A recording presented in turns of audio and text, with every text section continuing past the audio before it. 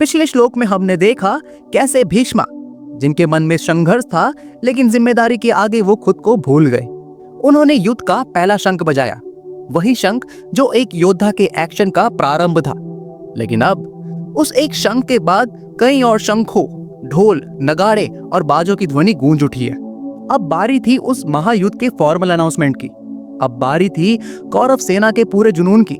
और दुर्योधन के इस सैन्य व्यू में सिर्फ एक भीष्मा का बजाया हुआ शंख नहीं था, बल्कि पूरे अधिकार, घमंड और घूमती हुई घोषणा थी। आइए देखते हैं चैप्टर 1 श्लोक 13।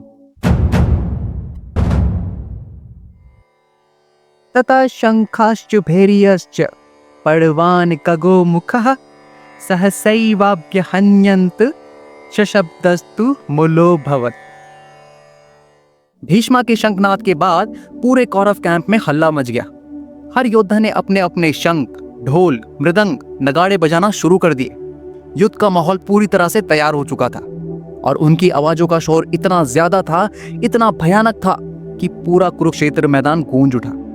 देखो, ये सिर्फ म्यूजिकल इंस्ट्रूमेंट नहीं थे, ये उस जुनून, उस अंधकार, उस ईगो की गूंज थी जो युद्ध की आंखों में खून और कानों में गूंज बनकर उतर चुकी थी। ये उस गहरे शोर की आवाज थी जो सिर्फ बाहर नहीं, अंदर भी हलचल मचा रही थी। शंखों का बजना एक फिजिकल अनाउंसमेंट था, लेकिन अंदर से हर वॉरियर का माइंड अब डर, गुस्सा और बदले की आग से भर चुका था। जब इतनी आवाज होती है तो मन की आवाज कहीं खो जाती है, और बस वही हुआ। कौरव सेना ने अपने अपने शंख बजाए, लेकिन उनमें से किसी ने भी अपनी अंतरात्मा से कुछ नहीं पूछा। इस श्लोक का मॉडर्न कनेक्शन क्या है? जरा सोचिए, आज भी जब दुनिया चिल्लाती है, एडवर्टाइजमेंट, मीडिया, लोग, सोशल मीडिया, सब लोग आवाजों का शंख बजाते हैं। ये कर लो, वो बन जाओ, ये ले लो, सब कर रहे हैं, तुम भी करो, ऐसा ही कुछ है ना। इतनी एक्सटर्नल नॉइज होती है कि हम अपनी अंदर की शांति से कट ऑफ कर जाते हैं, और इसी हलचल में हम वो काम कर बैठते हैं जो हम सच में करना ही नहीं चाहते थे, है ना। तो हमें क्या सीख मिलती है? पहला, हर आवाज का जवाब देना जरूरी नहीं होता। जो ज्यादा चिल्लाए वो सही हो ऐसा जरूरी नहीं है।